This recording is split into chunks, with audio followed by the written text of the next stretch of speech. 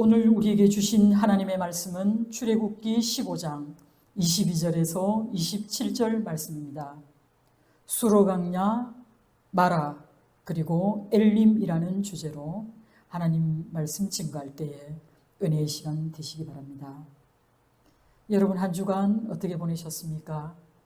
저는 한 주간을 보낼 때마다 또 하루하루를 보낼 때마다 내 마음이 마치 롤러코스터를 타고 있는 것은 아닌가, 혹은 내가 폭풍우가 치는 그 바닷길을 건너가고 있는 것은 아닌가 라고 생각할 만큼 그 하루가, 그 한 주간이 세상 풍파 속에서, 세상의 많은 시련 속에서 출렁이고 있다는 것을 생각합니다. 그러나 우리에게 주님께서 정하신 오늘이 있기에, 하나님께서 복 주시기로 작정하신 이를 거룩하고 복된 주일이 있기에, 또 예배자로 또 설교자로 이 강단을 지킬 수 있기에 참으로 감사하고 또 고맙습니다. 여러분은 한 주간 어떻게 보내셨습니까? 그리고 지금까지 살아오면서 여러분은 어떤 인생의 여정을 밟아오셨습니까? 오늘 우리는 이제 애굽 땅을 출발하여서 이제 가나안 땅으로 들어갈 모세의 여정 가운데 함께한 이스라엘 백성들의 모습을 통해 그 속에 우리의 모습은 있지 않은지, 그 패역한 백성들 가운데 그래도 은혜를 잃지 않으시는 그 하나님은 우리의 어떤 분이신지 알아가는 귀한 시간이 되기를 주님의 이름으로 소망합니다. 오늘 말씀에 앞서서 우리는 먼저 지도를 한번 살펴보고자 합니다. 여러분, 여기에 나와 있는 지도는 바로 이스라엘 백성들이 이제 애굽 땅을 떠나서 이들이 이르러야 할 가나안 땅까지의 지도를 지금 띄워놓았습니다. 이스라엘 백성들은 모세와 함께 이제 가나안 땅을 향해 긴 여정을 떠나게 될 것입니다.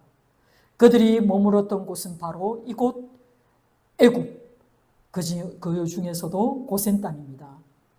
그들은 이제 이 고센 땅을 출발하여서 시나이 반도 제일 남단에 위치해 있는 시내산에 이르게 될 것이고, 그리고 이 시내산이 그들의 삶의 목적지가 아니라 하나님께서 인도해 주실 그 가나안 땅까지 모세와 함께 긴 여정을 가게 될 것입니다.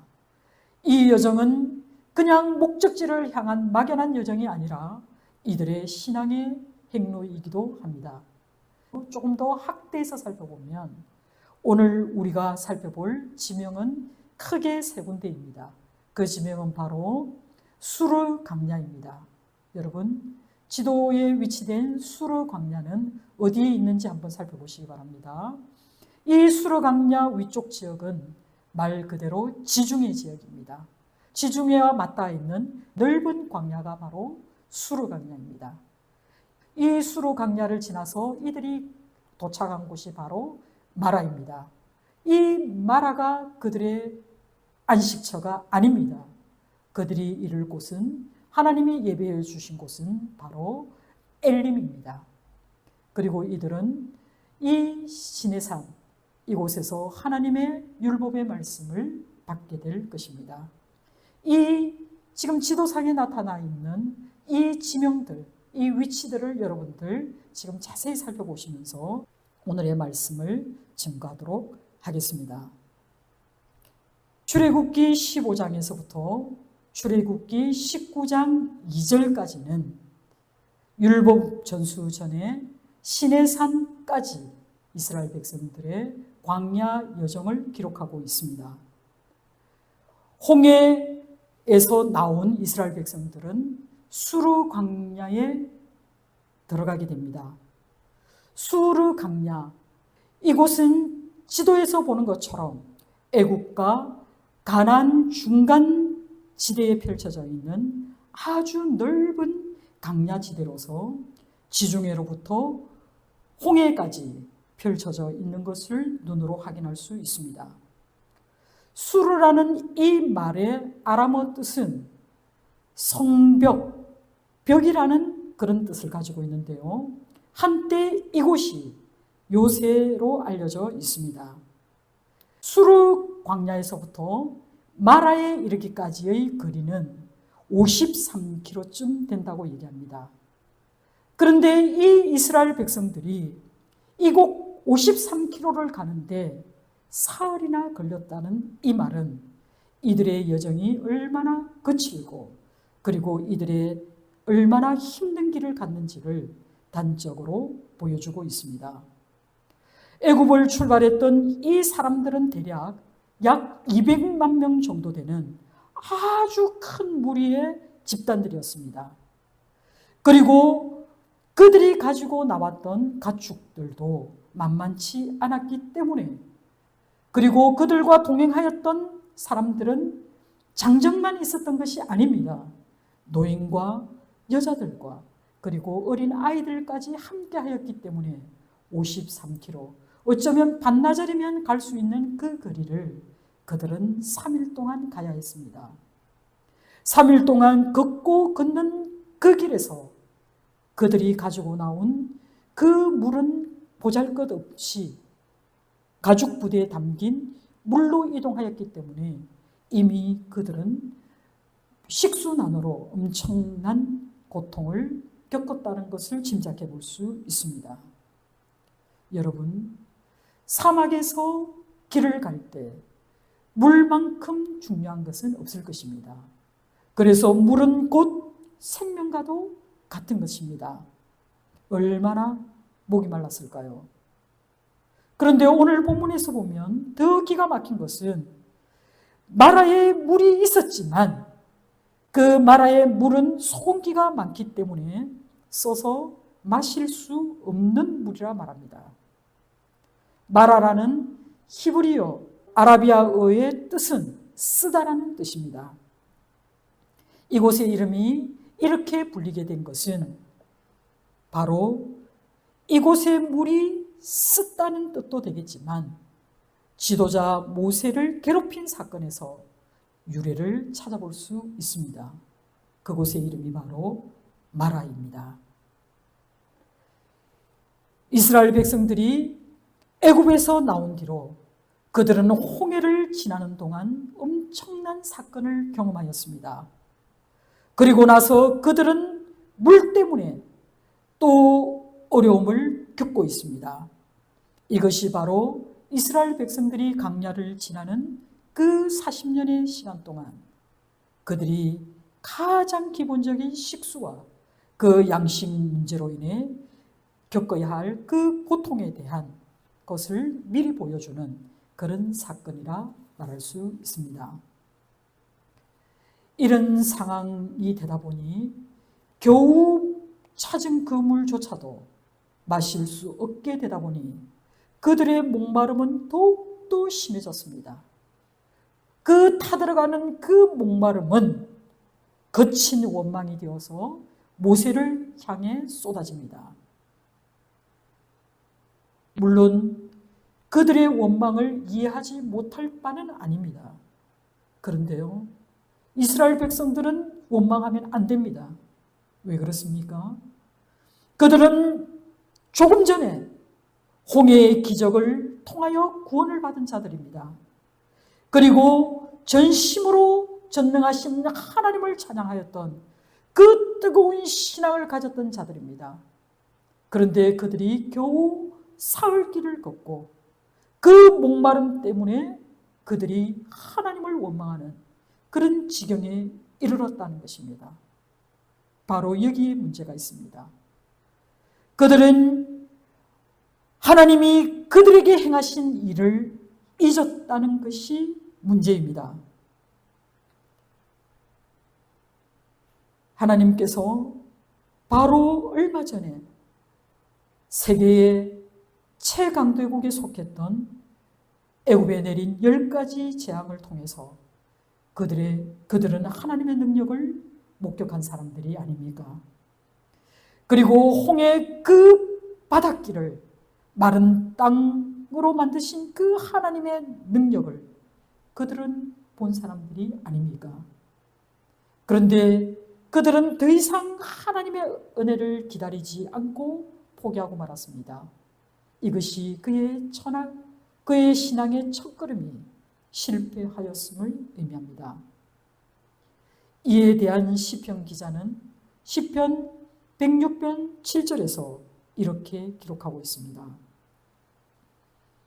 우리의 조상들이 애굽에 있을 때에 주의 기이한 일들을 깨닫지 못하며 주의 크신 인자를 기억하지 아니하고 바다 곧 홍해에서 거역하였나이다 라고 고백하였던 것처럼 이스라엘 백성들은 망각함으로써 하나님을 거역하였습니다.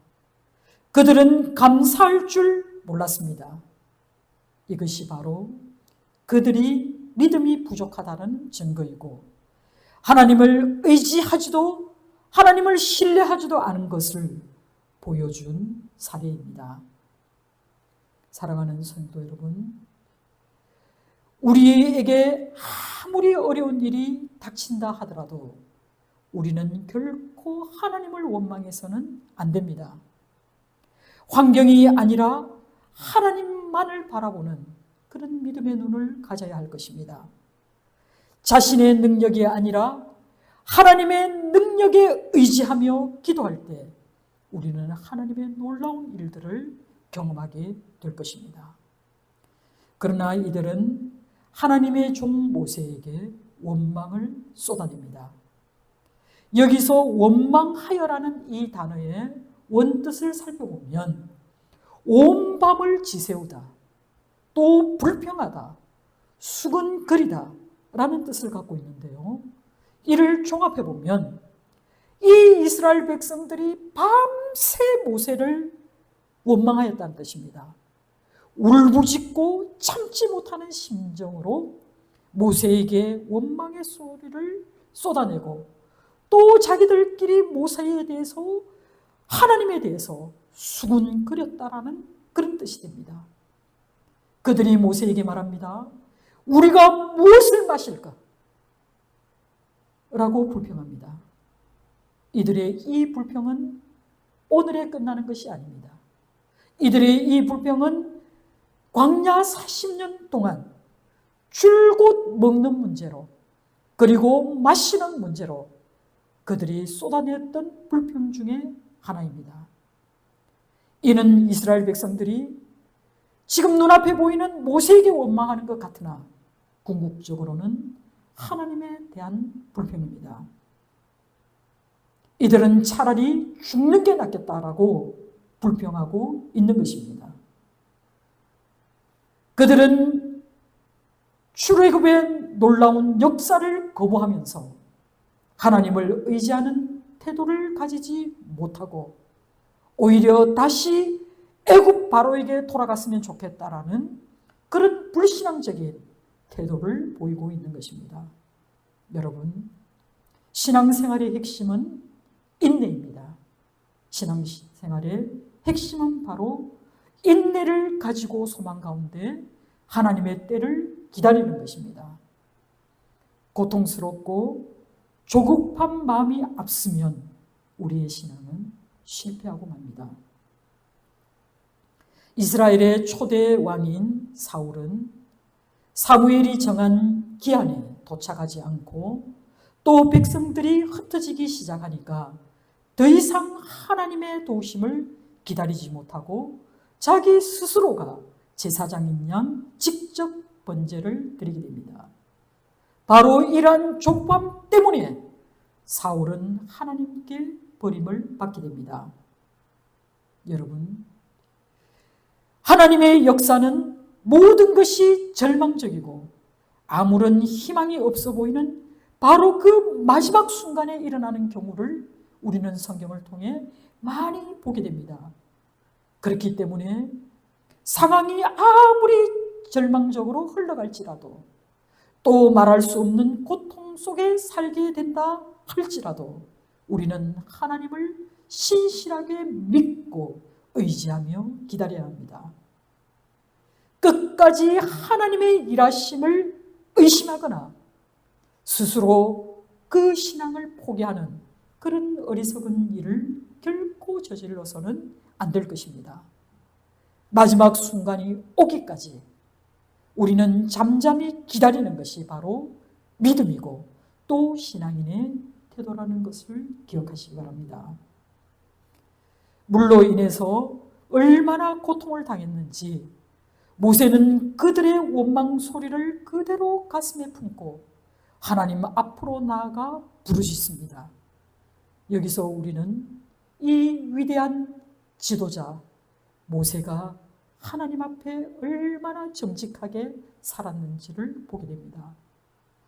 이스라엘 백성들이 문제 앞에서 불만을 토로하고 원망하고 우왕좌왕하는 태도를 보일 때 모세는 그들과는 너무나 다른 모습으로 자기의 힘에 의지하지 않고 자기의 지혜로 모든 문제를 해결하려고 애쓰지 않고 여호와 하나님을 간절히 바라보며 문제의 권한을 치유해 주실 것을 갈망하며 기도합니다. 여러분, 기도는 모든 문제를 해결하는 열쇠입니다. 모세는 하나님이 일러주신 대로 어떤 한 나무를 물에 던져 그 쓴물이 달게 변하는 것을 경험하게 됩니다. 이는 달콤하고 마실만한 나일강의 물을 쓸모없는 물로 바꾼 그 사건과 너무나 대조적이고 놀라운 사건입니다. 그 나무 자체가 어떤 특별한 효능을 가지고 있는 나무라서가 아니라 그 나무에 하나님의 의지와 하나님의 능력이 전달된 결과로 일어난 것이 바로 쓴물이 단물이 된 사건입니다. 이처럼 기도에는 놀라운 능력을 발휘하고 있습니다. 우리는 성경을 통해서 인간이 이룬 많은 위대한 일의 그 바탕에는 기도가 있었다라는 것을 기억하시기 바랍니다. 여호수아의 기도는 태양을 멈추게 하였습니다. 엘리야의 기도는 3년 6개월을 그 땅에 기근이 있게 하였고 또 엘리야의 그 기도의 힘으로 그 기근이 마감되고 비가 내리기 시작했습니다. 히스기야의 기도는 15년이라는 자기의 생명을 연장하였을 뿐만 아니라 태양을 15도나 뒤로 물러나게 하는 능력을 보였습니다. 그리고 모르드게와 에스더의 기도는 멸절 위기에 놓여 있는 유대인들을 구원하는 능력을 보였습니다. 그리고 느헤미야의 기도는 멸망한 이스라엘을 재건할 수 있게 하였습니다. 이뿐만이 아닙니다. 엘리야와 엘리사 그리고 베드로와 바울의 기도는 죽은 자를 살리는 그런 기도가 되었습니다.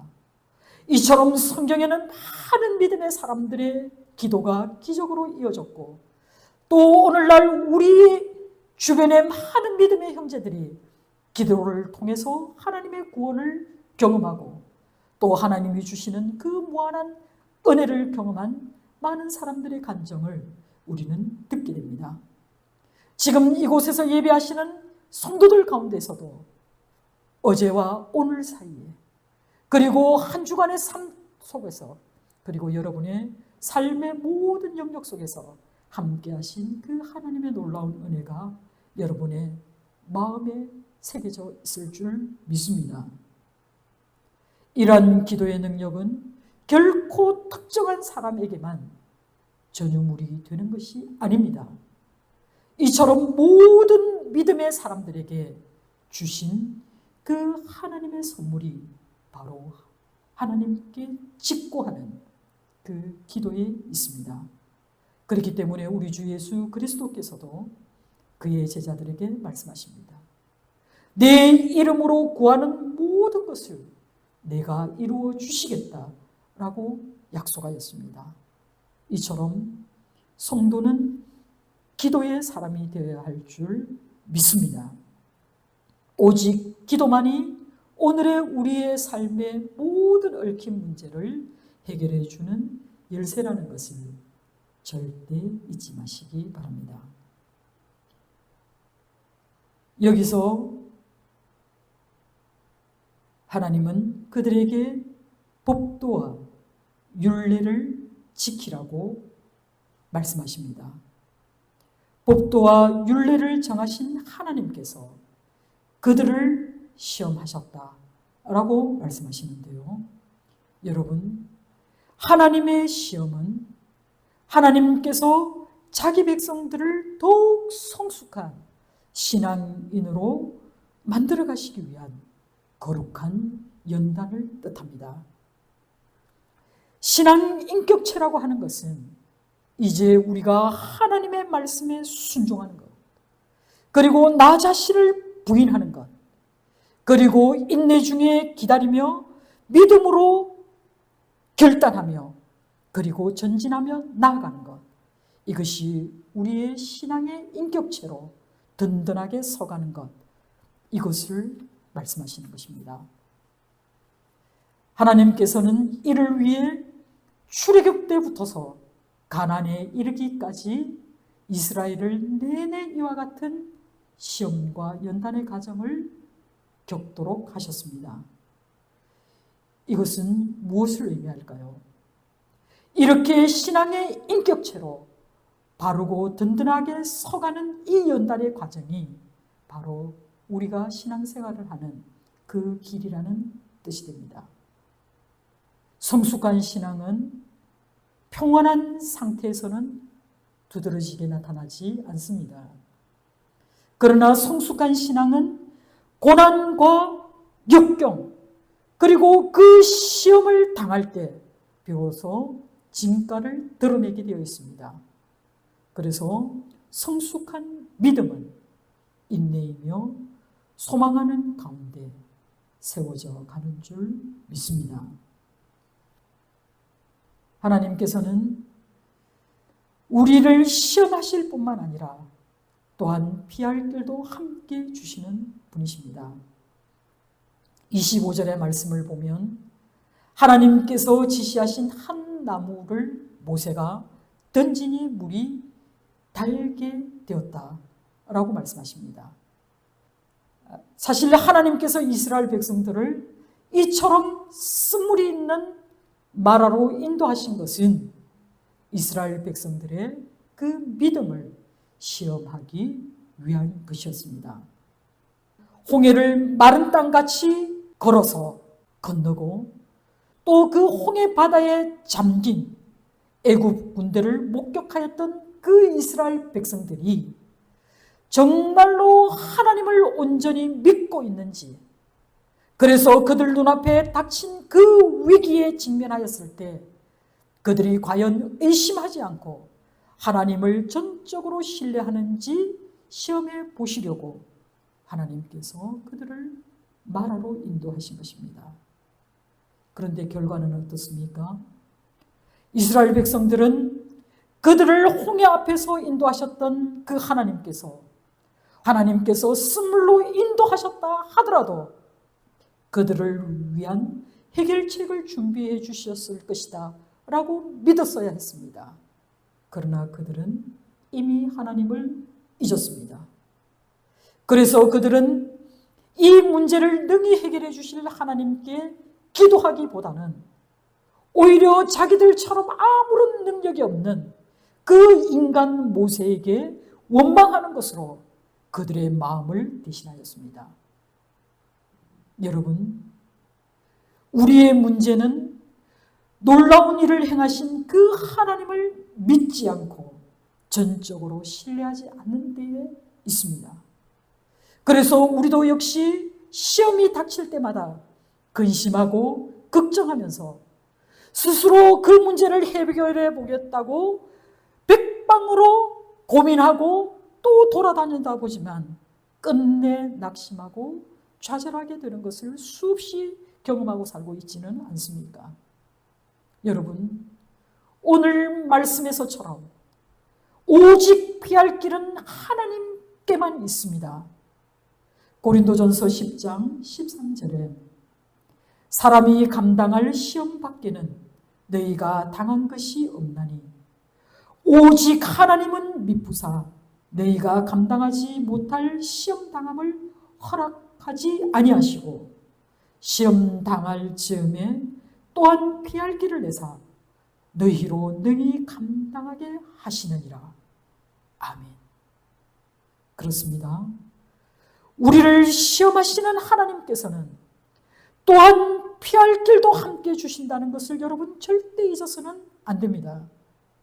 그래서 우리는 하나님을 전적으로 신뢰하고 하나님께 도움을 구하기만 하면 하나님께서 언제든지 우리를 위하여 피할 길을 열어주실 것을 믿고 간구하시기 바랍니다. 모세가 하나님이 일러준 대로 하자 쓴물이 단물로 바뀐 이 사건은 매우 중요한 의미를 담고 있고 또한 우리에게 소망이 되는 말씀인데요. 이는 우리가 겪는 삶의 쓴맛을 단맛으로 바꾸어 주실 것이라는 확신을 주시는 그 상징이기 때문입니다. 그래서 우리가 가져야 될 중요한 태도는 바로 믿음입니다. 하나님을 신뢰하는 사람이 취할 수 있는 그 적극적인 행동이 바로 순종이라는 것을 보게 됩니다. 하나님은 이런 역사를 통해서 새 이름을 우리에게 알려주셨습니다. 마라를 나오미로 바꾸어 놓으신 하나님, 바로 그 하나님은 치료하시는 하나님, 아도나이 로페라고 말씀합니다. 이를 직역하면 나 여호와 그는 너희의 치료자가 됨이라는 뜻입니다. 라파의 원래의 뜻은 온전하게 그리고 또 꿰며 고치다 라는 그런 뜻을 가지고 있는데요. 이것은 완치하다, 완전히 치료해 주신다 라는 그런 의미입니다. 물의 쓴맛을 없앤 것을 치료로 보았다는 것입니다. 고대 사회에는 의사가 귀하였고 또 의술이 발달하지 못하였기 때문에 병이 걸렸다는 것은 곧 죽음을 의미합니다. 병은 치료하기가 매우 어려운 일로 여겨졌기 때문에 이 질병은 오늘날 우리가 생각하고 있는 그 질병과는 너무나 차원이 다른 그런 중요한 문제입니다. 그 상처, 그 질병, 그 고통을 우리 하나님께서 치료해 주시겠다라고 말씀합니다. 이 치료의 하나님은 심지어는 애굽도 치료해 주시겠다라고 말씀하고 있습니다.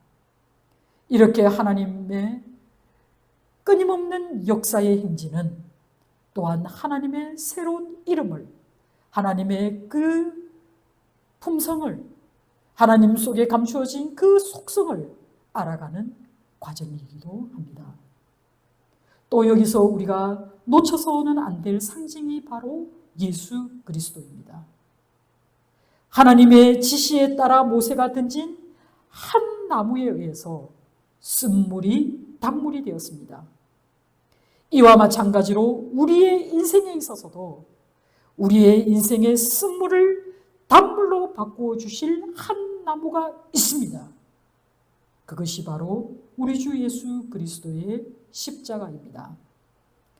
예수 그리스도의 십자가야말로 모든 인생의 쓴물을 달게 변화시키는 능력이 있습니다.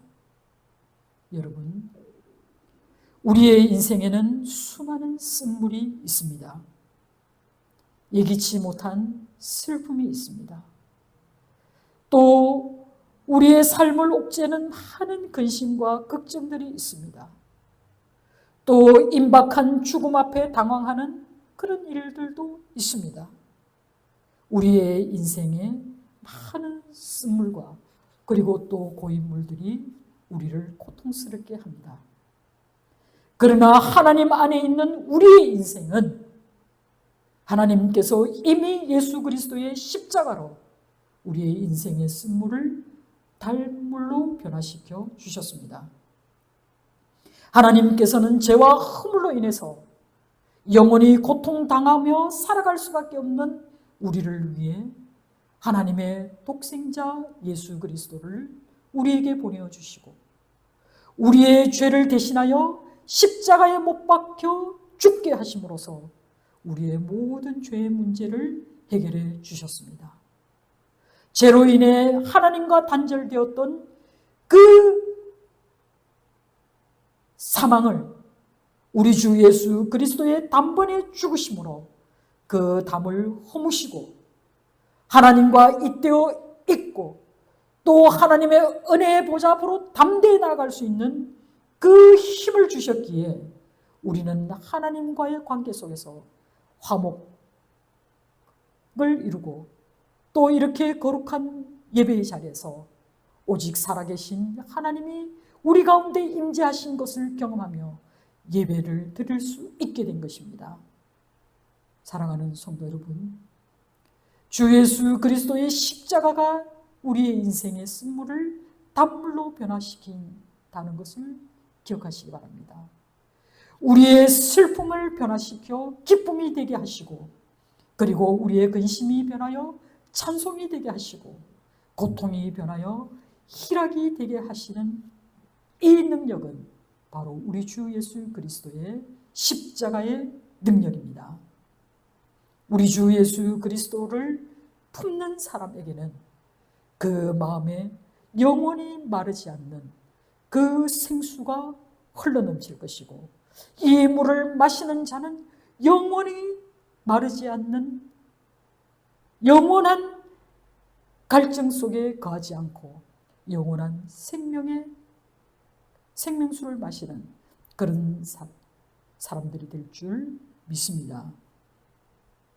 하나님께서는 먼저 너희 하나님 나 여호와의 말을 들어 순종하고 내가 보기에 의를 행하며 내 계명의 길을 기울이며 내 모든 규례를 지키면 이라는 조건을 제시하셨습니다. 이 말씀 속에는 하나님은 당신의 백성들에게 음식이나 물 등의 필요를 채워주시는 것으로 그들의 백성을 만족해 한다는 뜻이 아닙니다. 하나님은 하나님의 백성이 하나님의 뜻에 순종하고 또 경건하고 거룩한 삶을 살기를 기대하고 있다는 뜻을 분명히 드러내고 있습니다. 여러분, 하나님의 뜻은 오늘 우리의 신앙이 그저 필요한 것만을 채워달라고 간구하는 그 수준에서 벗어나서 과연 하나님의 뜻이 무엇인지 어떻게 우리가 하나님의 말씀대로 살아갈 수 있는지를 고민하며 나아가기를 또 그 수준에까지 이르기를 기대하시는 그 하나님의 요구인 것입니다. 이제 이 백성들은 엘림에 이르게 됩니다. 엘림은 이스라엘이 홍해를 건너온 후에 두 번째 휴식을 취한 장소입니다. 이 엘림은 큰 나무라는 뜻의 지명입니다. 이곳 주변에는 상대적으로 풍부한 물이 있었고 또 키가 큰 종려나무와 아카시아 그리고 큰 풀들이 우거져 있는 그런 곳이어서 오늘날에도 이곳은 휴양처로 아주 각광을 받고 있는 그런 곳입니다. 엘림에는 물샘 12개와 종려나무 70그루가 있었다라고 기록하고 있습니다. 12개의 샘은 바로 이스라엘의 12지파를 말하고 있습니다. 그리고 70그루의 종려나무는 이스라엘의 장로들을 가리킵니다. 이 말은 엘림은 온전한 이스라엘, 이상적인 이스라엘의 상징적인 표현입니다. 마라의 쓴물을 단물로 변화시킨 하나님, 치료의 하나님께서는 이스라엘 자손들을 마라로부터 물이 풍부하고 그리고 안락한 휴식처가 되는 엘림으로 인도하셨습니다. 출애굽한 이스라엘 백성들이 출애굽한 이후로 그들의 모든 피로와 긴장을 평온한 상태에서 풀고 휴식을 취할 수 있었던 그곳이 바로 엘림이었습니다. 그런데요, 이곳은 임시적인 휴식처에 불과합니다. 왜냐하면 엘림은 그들의 최종적인 정착지가 아니기 때문입니다. 엘림에서의 이 휴식은 단지 새로운 출발을 위한 준비 기간이었습니다. 여러분, 우리도 본향을 향해 가는 나그네입니다. 여러분은 지금 광야에 있습니까? 아니면 마라에 있습니까? 아니면 엘림에 있습니까? 여러분의 인생길에서 지금 여러분이 어느 곳에 계시든 이곳이 여러분의 최종 목적지가 아닙니다. 우리의 영원한 본향은 우리 주 하나님과 어린 양의 보좌가 있는 그 새 예루살렘, 그 거룩한 곳입니다. 우리는 그곳을 향해 나아갈 때에 오늘 이스라엘 백성들처럼 얼마든지 어려운 일을 당할 수 있습니다. 우리가 얼마든지 하나님께서 시험하시는 그 시험대에 오를 수 있습니다. 그럼에도 불구하고 우리가 신실하신 하나님만을 의지하고 나아간다면 우리는 그곳이 수르강야이든 우리가 그곳이 마라이든 엘림이든 우리와 늘 함께 하시는 하나님을 찬양하게 될 줄 믿습니다. 출애굽기에 나오는 하나님은 어떤 분이십니까? 높고 높은 그 하늘에서 낮고 낮은 땅을 바라보시고만 하는 하나님이 아니십니다. 이분은 그 애굽 땅에서 신음하던 그 백성들의 신음 소리를 들으시고 그들을 구원하여 주시기 위해 친히 이 땅에 오셔서 그들과 함께 이 광야 모든 여정을 함께 하셨던 그 쉐키나의 하나님이십니다. 이 영원하신 하나님이 우리의 삶 속에서도 우리에게 이렇게 다가오십니다. 너희는 두려워하지 말라. 너희는 놀라지 말라. 내가 너희와 함께 하리라. 내가 너희의 모든 고통과 너희의 모든 질병과 너희의 모든 수고를 내가 아느니라. 내가 너희를 치료하여 주리라 말씀하십니다. 이 하나님을 신실하게 믿고 나아갈 때 우리의 삶은 하나님의 그 넘치는 은혜와 그리고 매일매일 우리에게 주시는 그 감격으로 우리는 찬송하며 기도하며 예배하며 나아가는 성도의 길을 갈 줄 믿습니다. 여러분 두려워하지 마시기 바랍니다. 그리고 여러분 지금 시험을 당한다 할지라도 하나님께서 반드시 우리에게 그 시험을 피할 길을 열어주셨다는 것을 기억하시기 바랍니다. 하나님께서 우리가 기가 막힌 웅덩이에 갇혀 있을 때 하나님의 그 강한 팔로 우리를 건져내 주실 것을 믿으시기 바랍니다. 이것이 바로 성도가 걸어가야 할 믿음의 길인 줄 믿습니다. 기도하겠습니다.